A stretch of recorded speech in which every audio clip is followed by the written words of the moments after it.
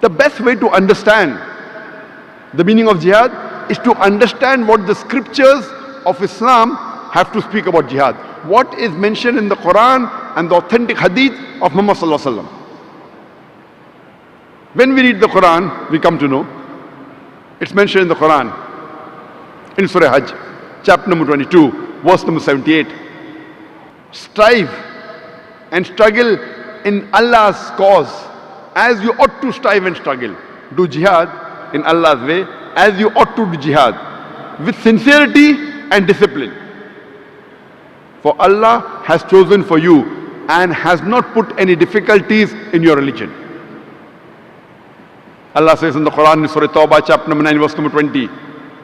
As for the believers who suffer exile and strive with might and main in Allah's cause with their goods and their lives, these are the ones who shall attain the highest rank in the sight of Allah, and they shall go to paradise. They shall achieve Jannah. They shall achieve salvation. A beloved Prophet Muhammad sallallahu alaihi wasallam said, it's a hadith of Sahih Bukhari, volume number 4, in the book of Jihad, hadith number 46.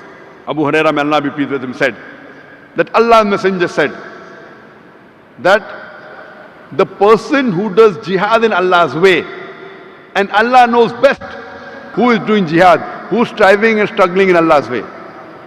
The person who strives and struggles in Allah's way, and Allah knows best who is striving and struggling in His way, is like a person who continuously fasts and prays. And Allah has promised him paradise if he is killed in the battlefield, or Allah returns him safely with rewards and war booty. It's mentioned in the Quran in Surah Ankabut, chapter number 29, verse number 6, that as to those who strive in Allah's way, they do it for their own souls. For Allah is free of wants. He is not in need of His creatures. So if you strive and struggle in Allah's way, it is for your own benefit. It is not for Allah. Allah does not require the help of any of His creatures. He is free of all wants, worthy of all praises. It's mentioned in Sahih Bukhari, volume number 4, hadith number 2784. Hazrat Aisha, may Allah be pleased with her, the wife of the Prophet Muhammad sallallahu alaihi wasallam, she asks the Prophet, can we join jihad? And the Prophet replies, perfect Hajj is the best jihad for you. It's mentioned in Sahih Bukhari, hadith number 5972. A man asked the Prophet that can he go for jihad? The Prophet asks him that do you have parents? He says yes. For you, serving your parents is jihad. It's mentioned in Sunan Nisa'i, hadith number 4209. A man asks the Prophet, which is the best of jihad? And the Prophet replies, the best jihad is a person who speaks a word of truth against the tyrant ruler. It's mentioned in Sahih Ibn Hibban, hadith number 4682, that the Prophet said, a mujahid is a person who strives and struggles against his own nafs, his own desire for the cause of Allah. And muhajir is a person who migrates from falsehood to the truth.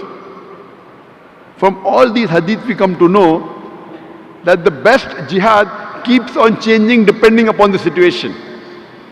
When the Prophet told the man that do you have parents, the best jihad is to serve your parents, the Prophet knew that his parents required him. It does not mean always serving your parents is the best of jihad. For that particular person, because his parents required him, for him the best jihad was serving his parents. So depending upon the situation, the best jihad changes. Allah says in the Quran, in Surah Furqan, chapter number 25, verse number 51, if it was our will, we would have sent a warner in every center of population. Next verse, Surah Furqan, chapter 25, verse 52 says, that's why do not listen to the unbelievers, but strive against them strenuously with the Quran. Here Quran is talking about jihad bil Quran. Strive and struggle against the unbelievers with the Quran. Quran is talking about doing jihad with the Quran. That means you have to convey the message of Allah subhanahu wa ta'ala to the non-Muslim. And today I think the best jihad according to me today is jihad bil Quran. Strive and struggle against the unbelievers by spreading the message of the Quran.